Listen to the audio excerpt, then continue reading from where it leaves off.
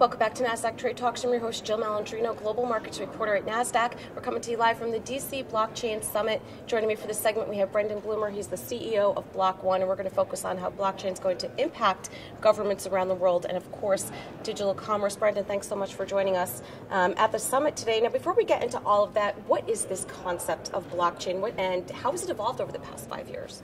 Well, I think blockchain is ultimately leading to basically an infrastructure rebuild of how we transfer and store data. Ultimately, the rails of existing internet were built on a fundamentally insecure form of data transfer, and blockchain just applies, the best practices of security and cryptography so that we can do so in a much more reliable and secure way. And so when you get into it and you start looking at the implications of secure data transfer, you start to see that not only is our entire data or digital infrastructure going to be rebuilt, but it fundamentally changes the best way to structure not just most types of organizations and corporates.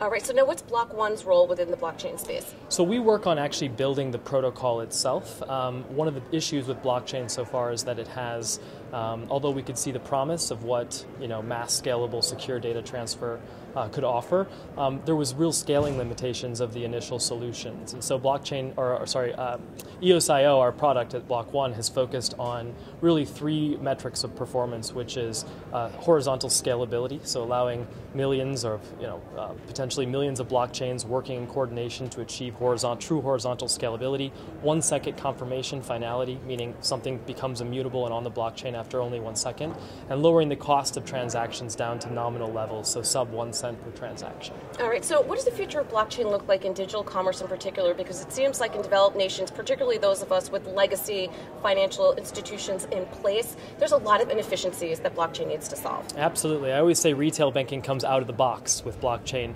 but ultimately what you're going to see is the optimal way that you structure large technology platforms is now changing.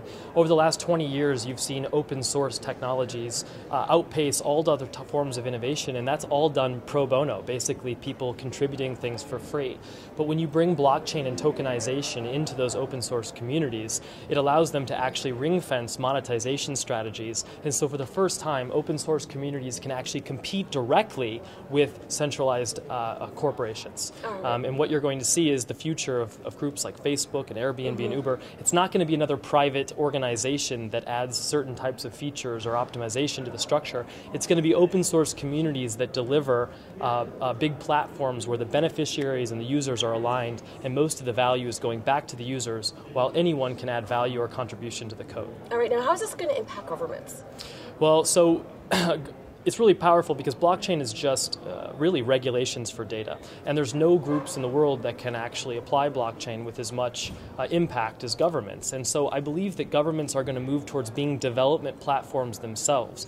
Once you actually start to program jurisdiction laws into the currencies themselves, it gives people the ability to integrate directly with the currencies opposed to working around the constraints of the existing banking system. That's really interesting that you use the term regulation for data, because that's the first time I've heard that. I know we're in this industry, we're always talking about standardizations and so forth, but I think you've basically wrapped up what I've been learning over the past 2-3 years about it with it, look at it as a regulatory framework for data, or at least the beginning of it. Absolutely, and if you think about it, what do regulations do? The design of them, whether they accomplish it or not, is they add a little bit of cost, they slow things down a little bit, but it's to increase security and peaceful interoperability amongst a group of people while representing everyone's interest. That's exactly what blockchains do. It's a little bit more expensive to manage distributed systems, but we gain transparency, we gain security, we gain auditability, and most importantly, we gain real interoperability from one piece of code to the next. All right, awesome. Thank you so much, Yes, Brendan. thank you so much. Thank you for joining me throughout the day. I'm Jill Malandrino, Global Markets Reporter at Nasdaq.